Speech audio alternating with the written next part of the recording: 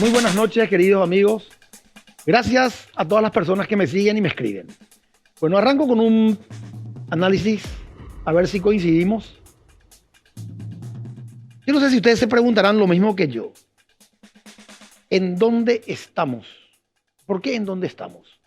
Por un lado, un estado ausente, en donde el presidente de la República, que todos ya sabemos su gestión y podemos hacer un análisis libre de cómo fue, cada vez viaja más y deja el Estado en manos de cualquiera. El Estado siguiendo con los procesos licitatorios, sin importarle nada, con presupuesto aprobado, pero sin fondos. Y eso es lo peligroso. Y eso es lo que nadie mide. No existen los fondos. Se siguen amañando todas las licitaciones porque todas tienen problemas. Todos los procesos licitatorios tienen problemas. ¿Y qué es lo peor? Que estamos en una zona, como diría Lea Jiménez, cabeza de la transición, gris, a pocos meses de asumir el nuevo gobierno, y ni tan siquiera dejan entrar a la transición, por lo menos para ver con qué gobierno se van a encontrar, con qué cajas se van a encontrar. Yo lo digo y firmo un cheque en blanco de que se van a encontrar con una caja de menos ceros, con la mayor deuda pública de la historia del Paraguay, sin temor a equivocarme. ¿Y qué es lo peor? ¿Quiénes perdemos? Los ciudadanos. Nosotros perdemos. ¿Qué estamos esperando nosotros? Nosotros estamos esperando poder construir un país mejor y que la gente entre y se hagan las cosas como se tienen que hacer. Eso cuesta conseguir, pero todos queremos. Calculen, diario Última Hora de hoy, IPS sigue llamando a licitación, sigue dilapidando y comprometiendo al gobierno que va a entrar en licitaciones. No solamente esta, adjudicaron una licitación para iluminación de estacionamiento por valor de 23.000 millones de guaraníes. Es una tomadura de pelo para la gente, para la pobre gente que ni tan siquiera medicamento tiene. Se le paga a los proveedores 1.950 billones de guaraníes, no millones, billones de guaraníes es la deuda del IPS hoy con los proveedores, entre diversos proveedores. Y 30.000 millones en el Fondo 1. Con eso se van a encontrar en IPS.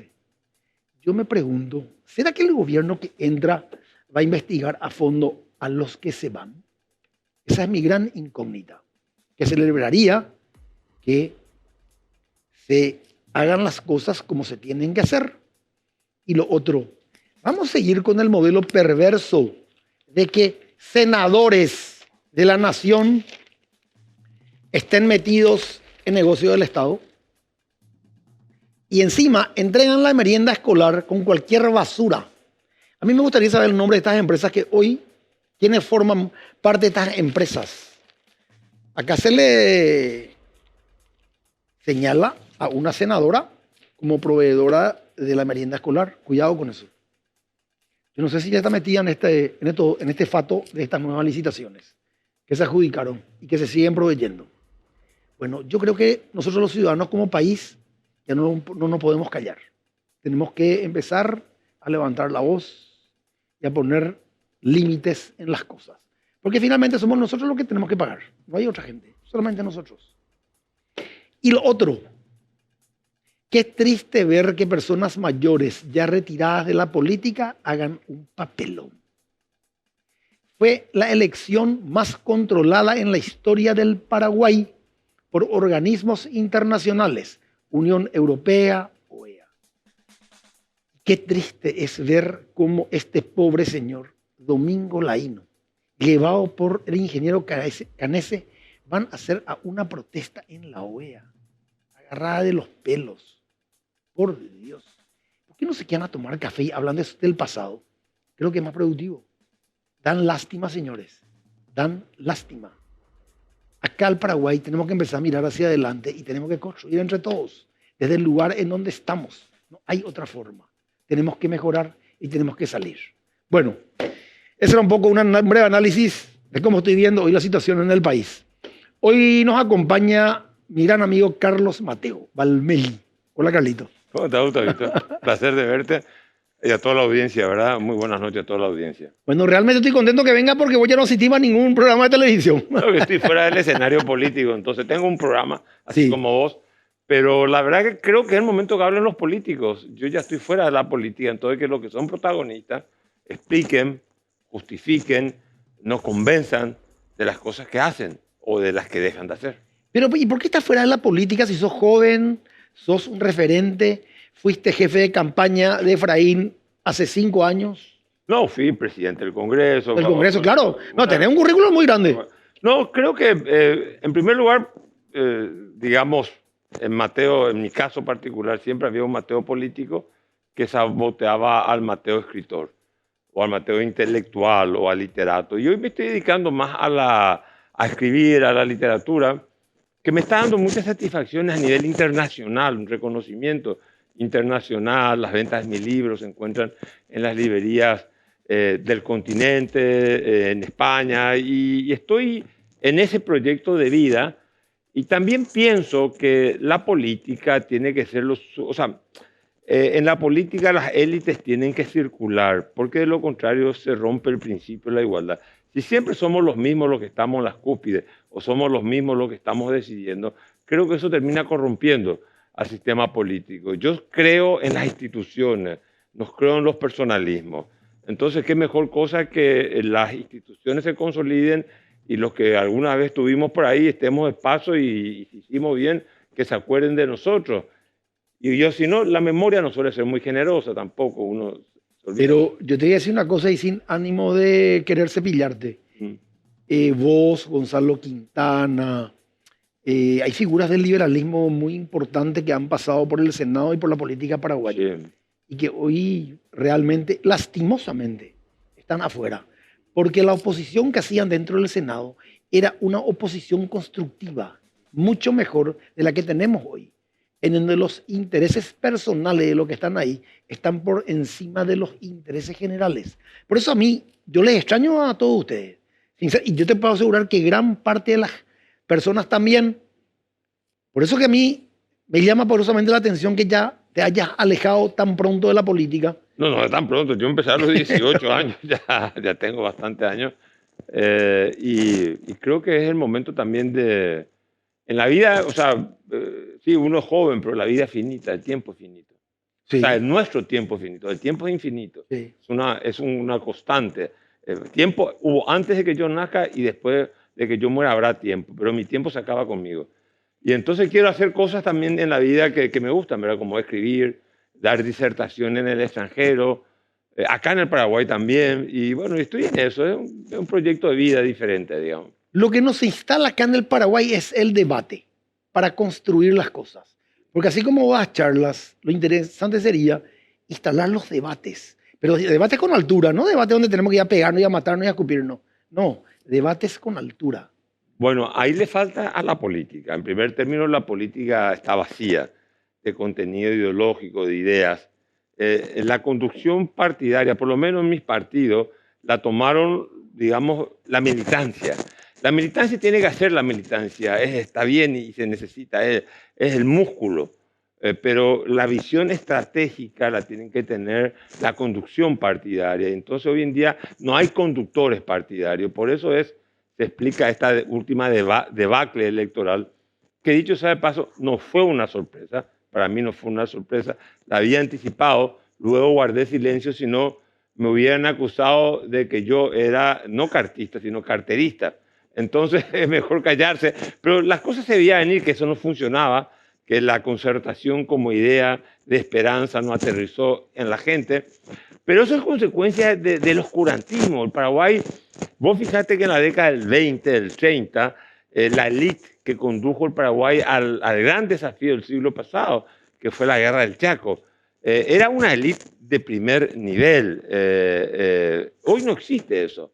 Y existía un gran debate ideológico en aquella época. Hoy los partidos están vacíos. Si vos lees las anotaciones de la Cámara de Diputados y de Senadores, el debate con respecto al Tratado de Itaipú a favor o en contra, era otro nivel el debate de la gente. Te digo, Rafael Eladio Velázquez, o te estoy hablando de Ezequiel González Alsina, o sea, era otro nivel. Hoy en día el país ha sufrido lastimosamente. Hoy en el país, el Paraguay está gobernado por el imperio de los menos, de la gente que tiene menos capacidad. Y eso es un grave error. Es un grave error y tenemos que volver a fomentar que la gente capaz, que la gente estudia, que los asuntos de Estado son complejos. Y más todavía en un mundo global. Cuando los asuntos de Estado se resolvían en un territorio donde no había tanta incidencia del mundo global o de lo externo hacia adentro, era mucho más fácil gobernar que ahora. Ahora, el COVID no fue producto paraguayo, producto de la China. La guerra a Ucrania es un problema ruso-ucraniano, impacta en el Paraguay. Una devaluación del dólar impacta en el Paraguay. Una crisis financiera como la del 2008 impactó en el mundo entero. Entonces, en un mundo global, es un mundo de oportunidades, pero es un mundo de muchas restricciones, en donde se exige que la calidad de la dirigencia política, yo diría, sea superlativa. Y hoy en día el mundo en general está sufriendo esa degradación política. Y eso a la larga perjudica la calidad de la democracia y por sobre todas las cosas a la representatividad. Y en Paraguay hemos caído, lastimosamente se ha caído, en menospreciar la inteligencia, en menospreciar la cultura, en menospreciar el talento intelectual. Hemos caído, como se dice coloquialmente, y que me disculpe la audiencia, en la boludez. La clase política paraguaya está en la boludez. El debate político paraguayo no existe. Y yo no lo estoy diciendo ahora como un reclamo de alguien que está resentido. A mí me va bien en la vida, no se trata de eso. Se trata de ver críticamente la realidad en la cual estamos inmersos. Sí. Carlos, vamos ya a un corte y vamos a continuar porque te quiero tocar un tema profundo de tu partido. Ah, sí, cómo no.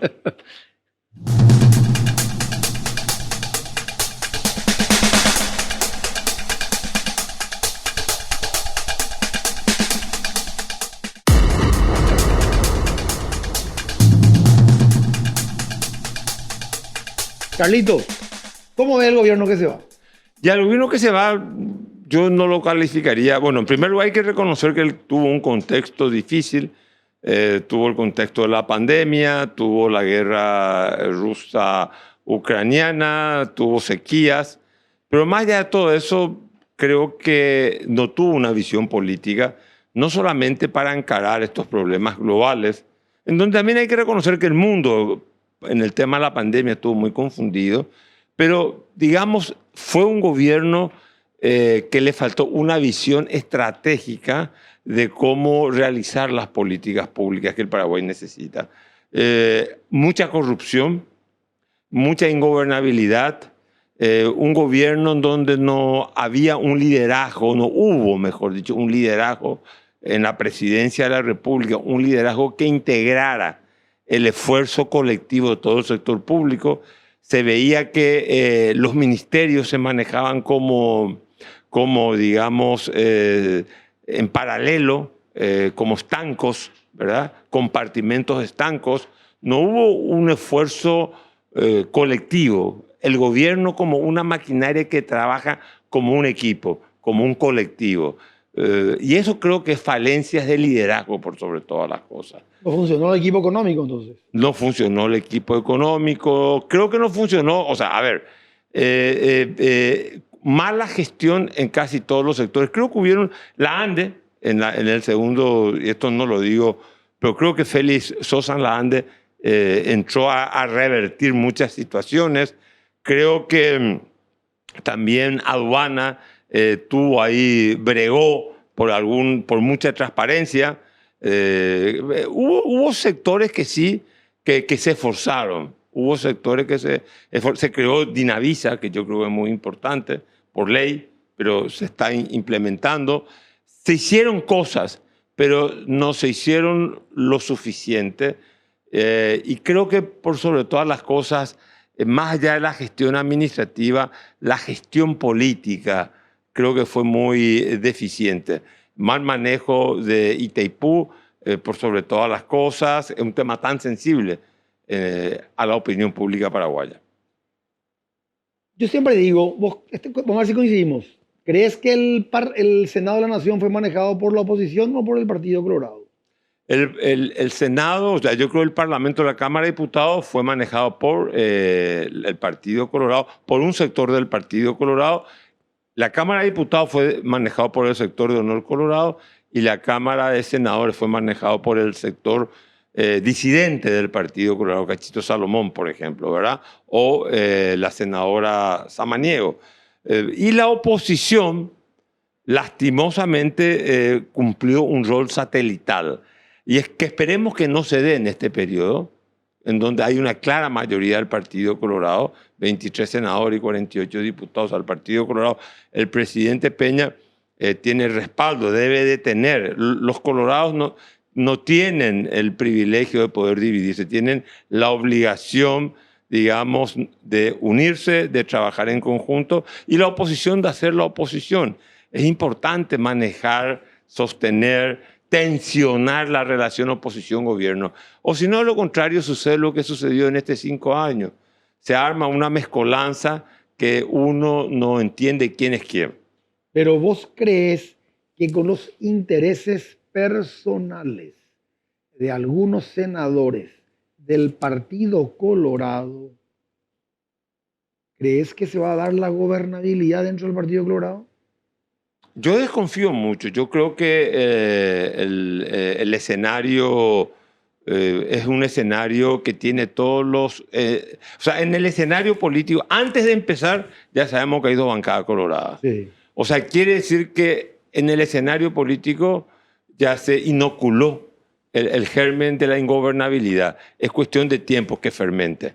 Yo personalmente creo que vamos a tener 5 años de mucha ingobernabilidad.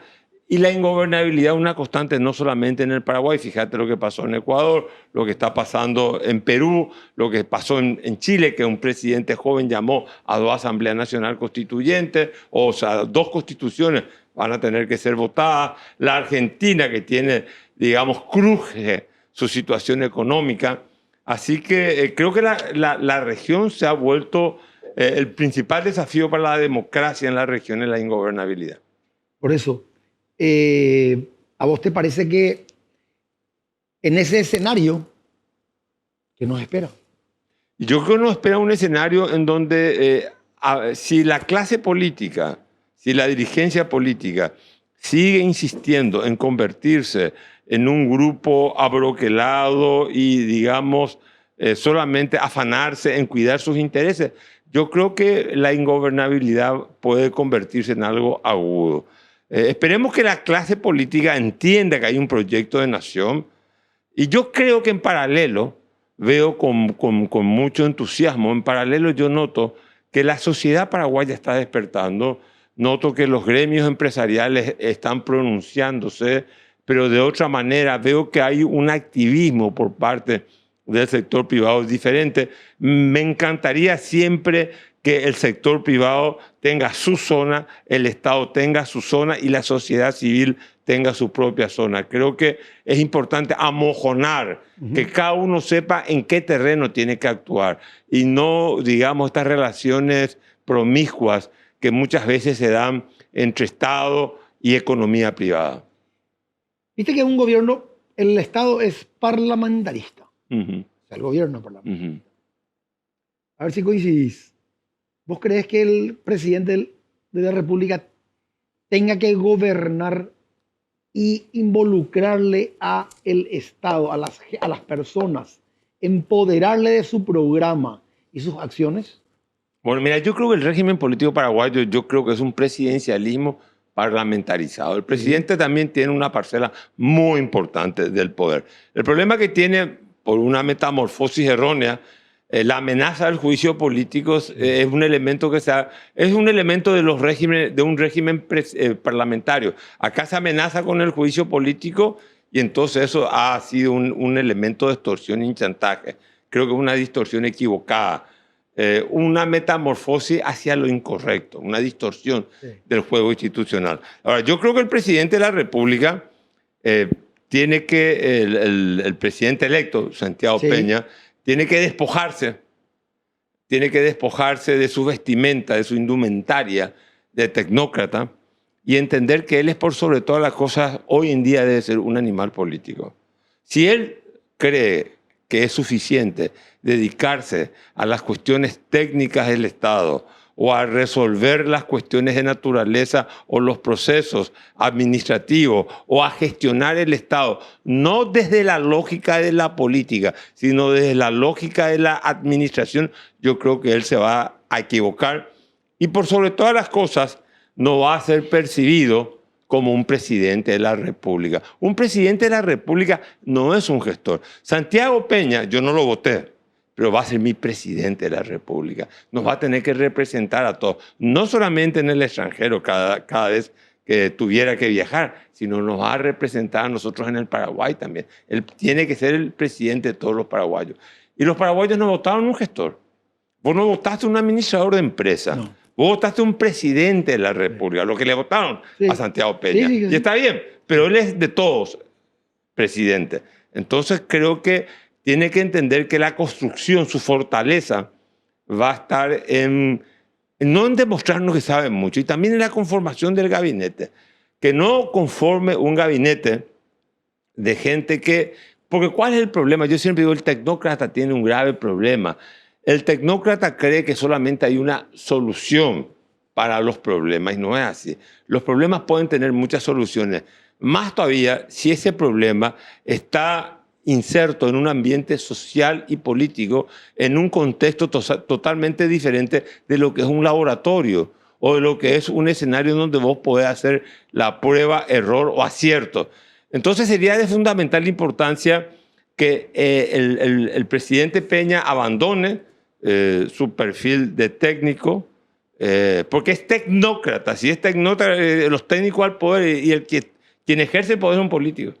No puede ser un técnico. Entonces, ahí yo creo que él tiene que entender, y esa función de ejercer la política no la puede delegar. Claro, ni los ministros la pueden delegar. Sí. Ojo, ni los ministros la pueden delegar. Por eso yo creo que está bien que él sea un tecnócrata, porque va a tener la capacidad muchas veces de ver ciertas cosas que le presente su equipo, llámese los diferentes ministros, en sus diferentes acciones. Y como vos decís, ahí es echar con la cuestión política para poder llevar adelante las cosas. Porque como vos decís, no es todo técnico. No, el manejo del Estado no se maneja con la razón técnica, ni con la razón, lastimosamente, ni con una razón ética. El manejo del Estado se maneja con la razón política, con una razón de Estado, a la cual podemos interpelar, la podemos considerar cínica, la podemos considerar hipócrita y amoral, pero el Estado se maneja con otros patrones de lo que se maneja un ministerio, porque el Estado es la totalidad y el Estado debe de reunir, el presidente debe de reunir. Ya tiene la legitimidad de origen, ahora él tiene que tener la legitimidad en su gestión. Yo siempre digo, Maquiavelo decía, gobernar es hacer creer. No, eso se agotó en un mundo de redes, en donde la gente te filma, en donde la gente, como se dice, usando ese anglicismo, que a mí no me gusta, empoderar, la gente está empoderada. Entonces, hoy en día, las crisis de gobernabilidad no responden a una crisis de verticalidad, no es un golpe de Estado. No, hoy las crisis son horizontales, es la gente que se moviliza, que sale a la calle, que se vuelve cuestionadora. Hoy en día hay políticos que gobiernan mirando las redes, la temperatura en las redes. Creo que es un error, pero es algo que hay que tener presente. Es que yo creo que la gente, ¿por qué se manifiesta? Porque vos no le estás dando un resultado. No estás dando resultado a las políticas que ellos necesitan. Por eso están las manifestaciones. Y sobre todo, ¿dónde está el error generalmente en la conformación de lo que dijiste, de su gabinete? Pues mirá la verdad que vos acabas de decir. La gente dice, ¿y qué es el populismo? Ya sea de derecha o de izquierda. Sí. El populismo es la respuesta a la insatisfacción de la gente. Ya sea de derecha, ya sea de izquierda, ya es lo mismo. Sí. Es la respuesta porque la gente se siente insatisfecha. La gente puede estar insatisfecha, pero la gente si se siente representada Claro. por sus gobernantes le pueden decir, hoy es el momento de hacer el sacrificio, Así porque mismo. las circunstancias son adversas. Pero yo prometo que en 5 años Claro. vamos a salir adelante. Claro. Yo prometo el año que, bueno, si eso no existe, si esa legitimidad, si esa credibilidad, si el gobernante no encarna eso, la figura del presidente, el paraguayo quiere ver una figura del presidente. No se trata de ser carilindo, No. se trata de tener la capacidad. Y porque, ¿qué pasó con todos nuestros presidentes de la democracia? Toditos salieron muy, pero muy desgastados. Sí. Muy, pero muy desgastados. Entonces, ¿qué queremos nosotros? ¿Cuándo va a mejorar la democracia? Sí. Cuando el presidente que abandone el Palacio de los López salga con credibilidad. Entonces quiere decir que gobernó muy bien y que la gente se siente satisfecha. Y yo le digo a la oposición lo siguiente, porque muchas veces la gente cree que el Partido Colorado tiene que gobernar mal para que gane la oposición. No. El día que el Partido Colorado gobierne bien, pierde las elecciones. ¿Por qué? Porque el país va a estar sujeto a un proceso de modernización social, de movilización social, mucho más rápido de lo que conocimos. Y eso hace bien a la democracia. Sí. La alternancia, que se alterne la gente en el gobierno, en el ejercicio del poder. Bueno, pero hoy por hoy, si mirábamos el escenario de lo que teníamos, Santi Peña era lejos mejor de todo lo que nos ofrecía el resto, que no entendía absolutamente. O sea, hablaba de política de Estado. ¿Quién te hablaba de política de Estado? Tú querías un programa de gobierno. O sea, ¿hacia dónde íbamos a caminar? A mí eso es lo que me preocupaba. Bueno, mira, yo la campaña electoral la vi muy pobre en términos programáticos. Y también hay que reconocer que Peña no quiso asistir a los debates presidenciales. Yo lo estuve en mi programa, los 4 presidenciables. Yo creo que la oferta electoral, bueno, Paraguayo-Cuba es un caso atípico donde también hay un personaje inventado por él mismo. O sea, digamos, está el Payo Cuba humano y está el Payo Cuba que él se inventa para ganar votos, que son 2 personalidades diferentes. Coincido con Euclides Acevedo y Jorge Gerey hacían una buena fórmula, gente formada, de trayectoria. Creo que... conociendo él el Estado. sí, conociendo, creo que Peña tiene los conocimientos técnicos del área financiera, económica del Estado, porque es por donde, digamos, transitó. Aliana no pude, pero creo que es más político. Sí, es más político. Y aparte creo que ahí, digamos, en esa fórmula también hay que tener en cuenta la impronta de Horacio Cartes. Y la fórmula de Efraín Alegre era el político con una mujer que representaba, digamos, a la tecnocracia. Es lo que se presentó así. No funcionó la fórmula porque no despertó el entusiasmo de la gente. Efraín nunca presentó nada, Carlos. O sea, tenemos que ser sinceros. No, o sea, era muy básico todo lo que hablaba. Sí, todo lo que hablaba, pero también había un razonamiento, o sea, yo no lo estoy defendiendo, pero había un razonamiento que sí es correcto, que él decía, quizás no lo supo transmitir bien, la decisión política que es clave, que antecede y que se excede a lo técnico. Él no sé si lo supo comunicar. No sé si él decía, yo tengo la sensibilidad ética o yo tengo la sensibilidad para, digamos, escuchar, para establecer un puente entre el conocimiento y la decisión que van a tomar los gobernantes. Le faltó quizás comunicar eso de mejor manera. Hubieron grandes presidentes que no tenían el perfil de un tecnócrata. Sí. Y sin embargo fueron grandes presidentes. José P. Ullari no era el técnico, no era el conocedor del presupuesto como era un Eliche Ayala, Sí. o de la política internacional como era un Eusebio Ayala. Sí. Pero también fue un presidente que le tenía de ministro de Hacienda nada más y nada menos que a Eliche Ayala. Entonces creo que todo depende de la visión, de la astucia, de la perspicacia que tenga el presidente y del liderazgo. Sí. Yo insisto mucho que en tiempos turbios, como lo que nos va a tocar vivir, en tiempos en donde la esperanza se tiñe de resignación, los liderazgos son muy importantes. Sí.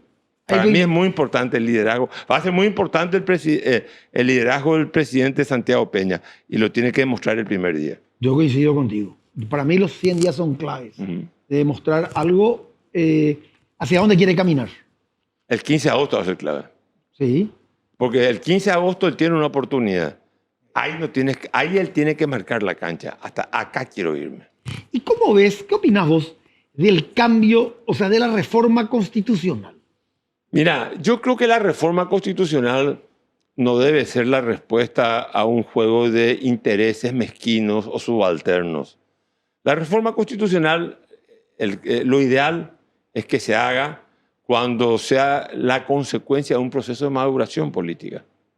La gente diga, o la dirigencia política, bueno, tenemos que ajustar ciertas cosas, porque en la Constitución hay cosas pétreas que son intocables, el respeto a los derechos humanos, Sí. por ejemplo.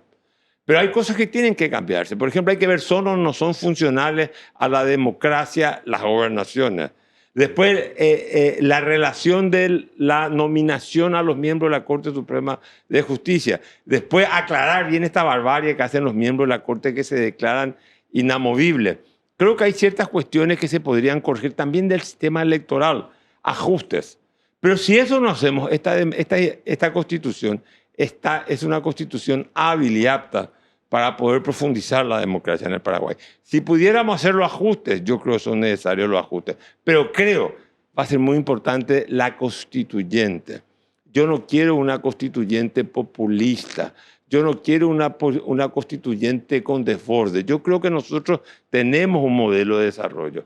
Tenemos que ser coherentes en ese modelo para hacerlo sustentables, para hacerlo menos vulnerable a las presiones externas, ya se llame pandemia o baja de precio de la soja o lo que vos quieras. Yo creo que es el momento de que el modelo paraguayo entienda que hay que desarrollar el mercado doméstico, que hay que desarrollar nuestra capacidad endógena. En el mundo se ha globalizado, nadie niega eso, pero la visión que uno tiene que tener de las políticas públicas es una visión local. ¿Qué hay que decir? Hay que mirar lo global y al mismo tiempo hay que mirar lo local. No hay desarrollo sustentable, no hay desarrollo histórico posible en donde lo posible sea más que lo necesario si es que no hay una capacidad endógena dentro de los países. Eso quiere decir mejorar la educación, Sí. mejorar la salud y mejorar por sobre todas las cosas el funcionamiento de nuestras instituciones. Nosotros no podemos tener parlamentarios de cuarta. Yo creo que tenemos en este Parlamento. Vamos a ver si ha mejorado o empeorado la calidad de la representación política. Démosle el beneficio de la duda. Pero hay que ver, debemos mejorar el manejo institucional dentro del Poder Ejecutivo y en la Corte Suprema de Justicia. Ahí sí hay que meter mano dura. Si vos me preguntás una cosa, ¿para qué vos querés una constituyente? Y para desalojar de la Corte a los 9 miembros que se declararon, no menos uno, todos los demás se declararon inamovibles. O sea, desalojemos y hagamos una nueva corte. Y han demostrado ser genuflexos al poder político, y no solamente al poder político, a sus propios intereses corporativos. Pero a mí no me gusta que siga siendo luego un gobierno parlamentarista. Yo por ahí lo ya empezaría. Bueno, está bien. Y se discute, y se busca un modelo más. Pero mira, el régimen presidencialista por excelencia es el régimen norteamericano. Nosotros tomamos el modelo norteamericano. Pero la democracia americana, debido a las mayorías parlamentarias, en los últimos tiempos se ha convertido en la democracia del veto, que es decir, una determinada mayoría veta todo lo que hace el presidente. Sí. Entonces yo creo que es el momento de ir viendo qué es lo que más nos conviene. Si vamos a seguir con un sistema, con este sistema electoral, yo creo que este sistema electoral, el régimen presidencial es muy rígido para este sistema electoral de fragmentación y de un sistema, digamos, que lo acabamos de probar. Yo creo que habría que ver la ingeniería electoral, pero teniendo como contexto de fondo el régimen político. Si vamos a hacer un régimen presidencial o un régimen parlamentario. Claro, es lo que yo digo. ¿Cómo es posible que nosotros no tengamos un mínimo tanto para personas que vayan a ir a la constituyente o al Parlamento Nacional? O sea, un análisis de nivel cultural. No, eso no se puede. Yo personalmente creo que eso no se va a poder hacer porque hoy en día contradice la misma Constitución. Yo creo que no puedes. Yo en ese examen previo. Es anárquico. No, pero vos fíjate que parlamentos con gente y países con mejores niveles culturales que el nuestro se han vuelto gobiernos anárquicos o países anárquicos. Te estoy hablando de Perú, te estoy hablando de Chile, te estoy hablando de la misma Argentina, ¿verdad? O sea, creo que el problema de la gobernabilidad, de hacer que las instituciones funcionen, que cumplan sus objetivos misionales, está cada día más complejo, ¿no? Y creo que se debe a la falta de liderazgo, de representatividad. Y ha bajado mucho. Los partidos políticos, cuando yo empecé a hacer política, eran escuelas de formación. Hoy en día los partidos políticos no le enseñan nada a sus afiliados. No. Y hay una cosa que sí es terrible. La política se ha vuelto hermética, insensible. Tiene un blindaje en contra del conocimiento y en contra de la ética. Y sin ética y conocimiento, ya los griegos reflexionaron sobre la política como acción y la política como conocimiento, como teoría. En la política conviven, no hay cambio posible. Mao Zedong decía, no hay revolución sin teoría. Se necesita que la gente que gobierne sepa lo que hace. El Quijote le dice a Sancho Panza, en una de sus cabalgadas, le dice, Sancho, tú no sabes lo que cuesta a los pueblos que sus gobernantes no sepan leer y escribir. Sí, esa es una gran verdad. Vamos a un corte.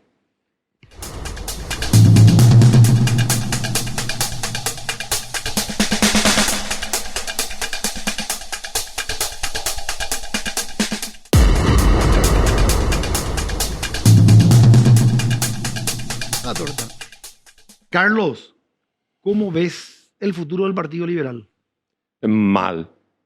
Veo un futuro, si no hay correcciones, yo veo un futuro muy complicado. Yo, con toda franqueza, yo fui jefe de campaña de Efraín Alegre. El partido le ha donado, le ha cedido, le ha concedido 3 veces la candidatura presidencial. Yo creo que él tiene que dar un paso al costado y de una manera ordenada retirarse. Y que asuman otra gente y que el partido siga con una convivencia que se oriente a la reconstitución del partido.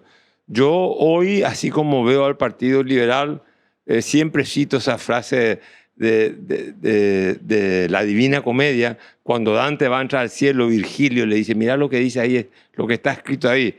Y decía, cuando se iba a entrar al infierno, era, vosotros que vais a entrar, dejad la esperanza afuera. Entonces yo pienso que el Partido Liberal hoy no ofrece esperanza, hoy no ofrece ilusión, hoy está fragmentado, está endeudado, está con una mala gestión institucional. Entonces creo que, y no lo digo, yo lo considero a Efraín Alegre amigo, yo le he sido leal, yo lo he votado a Efraín Alegre en estas últimas elecciones y creo que él tiene que dar un paso al costado. En la política hay que tener grandeza. La grandeza te engrandece. Cuando uno solamente piensa en uno en política, se achica. El político que solamente piensa en uno, que solamente habla de sí mismo, se termina achicando. Y así ha pasado con una pleyada de políticos paraguayos que hoy ni siquiera vemos la sombra de sus pasos por la política paraguaya. Entonces yo creo que este es el momento de la grandeza. Él tiene que dar el gran paso, dar un paso al costado, retirarse. 3 veces el partido le dio la confianza, el pueblo liberal le dio la confianza. No pudo ser que se retire. Lo peor que puede pasarnos ahora es que el partido siga en esas crisis, en esas polarizaciones, en esas crispaciones que hasta llegó al desborde de la violencia. El partido de la razón, que es el Partido Liberal, el partido que ha traído luz y razón en momentos oscuros de la historia paraguaya, como fue el periodo de la guerra, de la guerra del Chaco. Sí. Entonces, ese tiene que volver a ser el partido de la sensibilidad, el partido de la gente, el partido que pueda acercar a la gente, el partido que pueda volver a traer razón y luz en los momentos oscuros de la política paraguaya. Pero, ¿y cómo te explicas que en 5 años él haya caído tanto? Por eso que a mí no me cierra ciertos fanáticos. Yo hablaba del Partido Liberal, eran fanáticos, no veían más allá de sus narices. Porque a mí me puede gustar un candidato por A, B, C de motivo. Y este me gusta por otro motivo. Pero es lo que yo le decía, ¿Qué me ofrece tu candidato? Mira, Efraín Alegre es el caso de un candidato a la presidencia de la República que perdió en 3 ocasiones con el mismo discurso. Sí. O sea, Cartes. Cartes. Sí. Está enamorado, yo creo que de Cartes. Se olvidó que 30.000 paraguayos murieron en la época de COVID. Se olvidó que se robó en la época de COVID. Se olvidó que la extrema pobreza debido a las clausuras y a la interdicción que sufrió el Paraguay en el periodo pandémico significó una gran recesión económica para miles y miles de paraguayos. Aumentó el nivel de paraguayos de extrema pobreza. Sí. Y la estratificación social te demuestra que el paraguayo hoy en día es más pobre que lo que era hace 4 o 5 años, por diferentes circunstancias. No entremos a analizar esto. Claro. Entonces vos no podés hacer 3 campañas electorales en un periodo de 15 años hablando solamente de Horacio Cartes, porque parece que sos biógrafo de Horacio Cartes. Horacio Cartes puede ser percibido como un problema de la sociedad paraguaya, pero no es el único, no es el principal y no es el origen de la problemática paraguaya. Entonces, con esto yo no estoy ejerciendo desde ningún punto de vista, digamos, la defensa. No entiendo. Lo que estoy diciendo es, señor, tu estrategia electoral, tu discurso electoral tuvo que haber sido otro. Sí, te olvidaste de muchas cosas. Se olvidó de la realidad socioeconómica de la gente, del sufrimiento de la gente. Entonces, cuando vos tenés un discurso que solamente se circunscribe al escenario político, porque Cartes es un protagonista político, vos estás en lo político y no estás expresando lo social. Y un candidato que gana es el candidato que expresa lo social. ¿Por qué Cubas, Payo, obtuvo tantos votos? Porque representó y encarnó ese dolor social, esa frustración social de la gente. Eso también tuvo que haber encarnado y expresado la fórmula presidencial Alegre Núñez. ¿Qué tuvo que haber expresado? La esperanza y la impugnación al orden social que hoy en día sufre el paraguayo, porque el paraguayo se ha empobrecido en los últimos tiempos. Los sectores populares se han empobrecido. Ay, coincido. Aumentó la llamada por eso. Entonces, vos veías un presidente solamente estaba preocupado en Horacio Cartes. Y después vino la ayuda del embajador americano y a pesar del embajador americano no sirvió para nada. Es como si cuando vino las declaraciones del embajador americano, no, al final tenía yo razón. Pero el pueblo paraguayo te otorgó apenas el 29% de los votos. Fue en una concertación. Fue la peor elección de la oposición paraguaya, una concertación. Y uno que venía de afuera, que es percibido por gran mayoría de la sociedad como una persona perturbada, te quita casi 700.000 votos. Entonces, algo hiciste mal y tenés que ser autocrítico. En la vida hay que ser autocrítico. Me equivoqué, me retiro, me sacrifiqué, que diga él, en 3 periodos, bueno, entonces ahora me retiro. Y si la gente me necesita, esta es la dirección de mi casa, yo voy a volver a colaborar como un soldado más del partido. Así se actúa en política. Pero, ¿cree que él tiene ese pensamiento y esa grandeza? Bueno, yo no sé lo que él piensa, yo no hablé con él. Lo único que, sí, no, yo espero, es lo que yo espero como ciudadano paraguayo. ¿Por qué, como te digo, como ciudadano paraguayo no te hablo como liberal? Pues yo también quiero un partido liberal ordenado. ¿Sabe para qué? Para que audite la gestión de Santiago Peña. Sí, entiendo. Y un partido liberal ordenado, fuerte, una oposición ordenada, fuerte, coherente, honesta, le va a servir a Santiago Peña, porque el problema de la ingobernabilidad no radica en la oposición, radica en el Partido Colorado, en la ya actual división del Partido Colorado, que hoy tengo entendido... Coincido contigo. Que hoy tengo entendido que ya iban a votar la bancada de Fuerza Republicana, iba a votar quién iba a ser su líder. Entonces, Peña necesita una oposición que le audite, que le controle. Sí. Que le controle. Que sea contralor. Que sea contralor. Sí. Que le cuestione cuando deba. Eso no quiere decir que incendiemos el país, o provoquemos... Al contrario, como vos decís, yo coincido, ayuda a gobernar. Ayuda a gobernar y a corregir errores. Claro. Y si Peña hace un buen gobierno y la oposición es creíble, el próximo gobierno va a ser de la oposición. Atender lo que te estoy diciendo. Todo el mundo apuesta, no, el Partido Colorado tiene que hacer un mal gobierno. No es así. No. El Partido Colorado viene haciendo malos gobiernos, no pierde ni una elección. Al contrario, la diferencia del primero y el segundo se amplió esta vez. Bueno, a mí me tocó estar en el gobierno de Horacio Cartes. Yo te diría que para mí él hizo haciendo un más menos, un buen gobierno, como todo gobierno. Tiene su lado bueno y su lado malo. O sea, en 5 años no puedes construir un país. No, Pero sí hay que marcar políticas. hay que ponerle al país en el andarivel correcto. Por eso. En un momento en donde la región se está debatiendo, en donde vemos gobiernos desorientados, en donde vemos que Bolivia tiene un serio problema de gobernabilidad y que el dólar en Bolivia está desapareciendo, tenemos los problemas de la Argentina. Paraguay tiene que tener una coherencia en su modelo de desarrollo económico y social. Correcto. Económico y social, porque acá hay mucha pobreza. ¿Sí? Y eso termina siendo un pasivo dentro de la democracia. Nos afecta a todos. A todos. Entonces, este es el momento de que nosotros conservemos una coherencia, una visión estratégica del país y podamos caminar hacia adelante. Sí. Tenemos un bono demográfico que todavía no lo hemos aprovechado. Tenemos lo que siempre se dice, energía abundante y barata. ¿Sí? Tenemos tierra. Bueno, entonces necesitamos conocimiento. Tenemos que importar porque necesitamos mano de obra extranjera, pero no para desplazar. No. La economía debe crecer y que tengan trabajo los paraguayos y los extranjeros. Mira, vos sabés que yo estuve en Santiago de Chile hace un mes, mes de marzo. Tuve una reunión allá. Y allá me enteró de que hay una empresa chilena, minera, que se vino a instalar en Paraguay para producir todos los materiales de su industria para Santiago de Chile.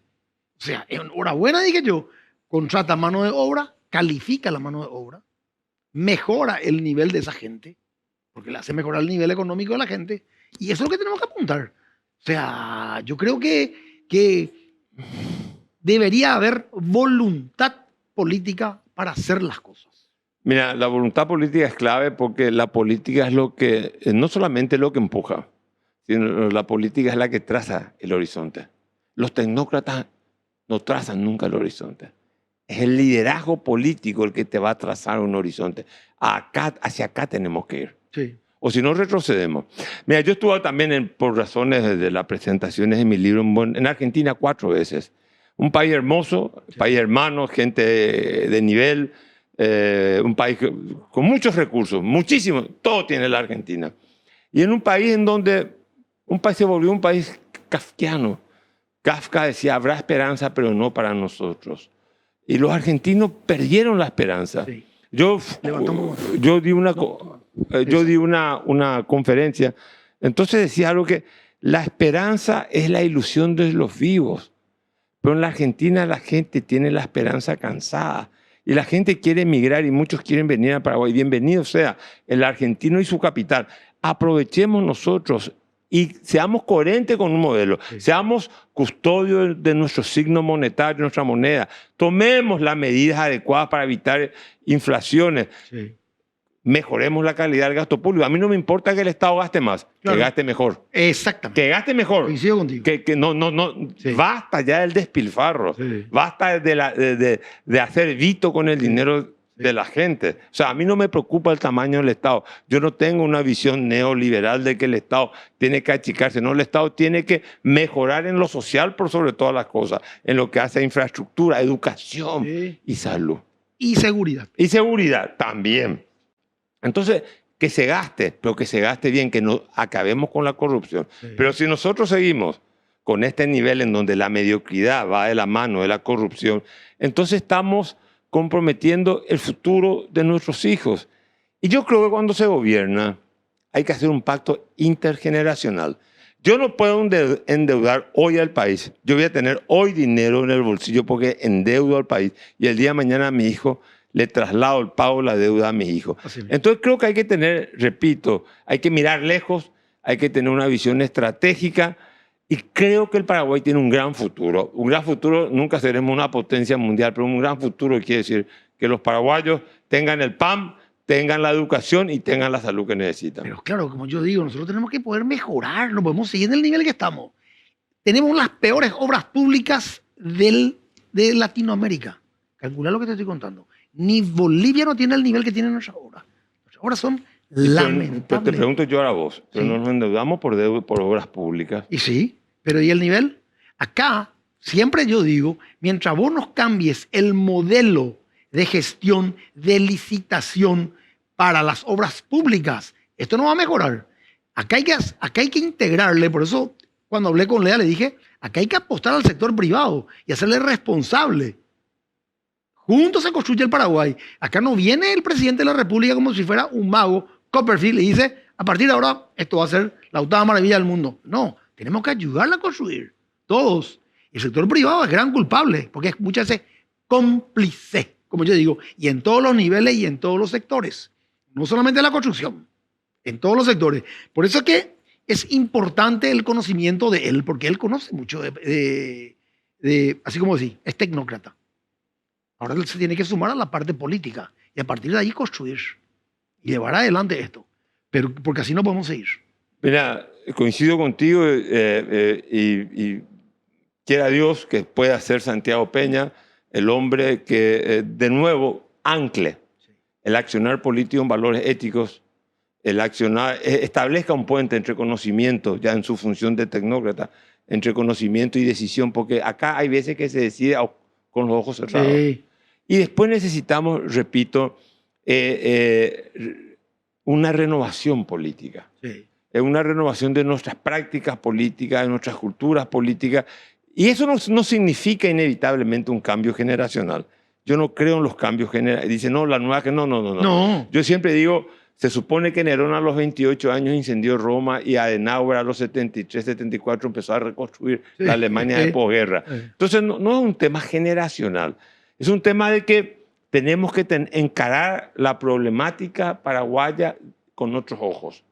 Poner los ojos en el futuro, mirar hacia adelante, saber lo que tenemos, hay que saber dónde uno está parado, sí. Porque hay que reconocer los límites que te impone la realidad y obedecer el mandato del tiempo. Sí. Y el mandato de los tiempos nos dicen hoy en día, el Paraguay tiene que cambiar. Última pregunta. Tu mensaje para el periodismo que tiene que ser el artífice y tiene que ser uno de los pilares de la reconstrucción del Paraguay. Bueno, yo creo que el periodismo paraguayo también, como todos los sectores de la sociedad paraguaya, también está en un proceso que debe renovarse. No digo en términos de figura, el periodismo paraguayo se ha mediocrizado también, como se ha mediocrizado la política paraguaya, como se ha mediocrizado la cultura paraguaya. Sí. Entonces nosotros los paraguayos, nuestro destino no se identifica con la fatalidad.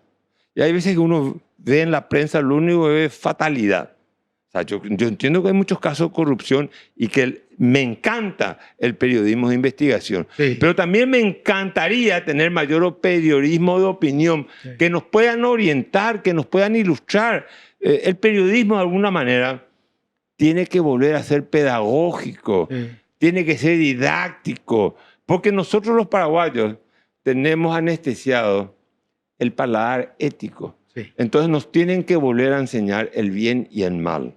¿Qué está bien hecho, qué está mal hecho? Y para eso el periodismo, la función educativa de los partidos políticos, la iglesia, sí. Los gremios y la sociedad civil, sí. Todos tenemos que entender que el paladar ético de la sociedad paraguaya está anestesiado. Sí. Bueno, Carlito, mi rey, realmente te agradezco que hayas venido. No, gracias a vos, sí. ¿Verdad? Porque cuesta sacarte de tu zona de confort.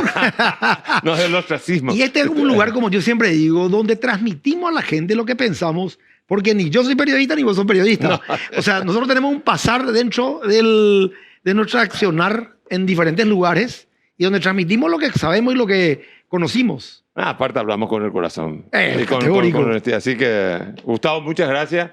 Sos aparte de una relación de familia muy larga y estrecha, así que sos como un hermano. Fuerza y te felicito por la iniciativa y América que te hayan... Bueno, mi querido amigos... Te hayan convertido en un actor de cine. No. Bueno, mi querido amigo, nos vemos el próximo miércoles, Dios mediante. Un abrazo.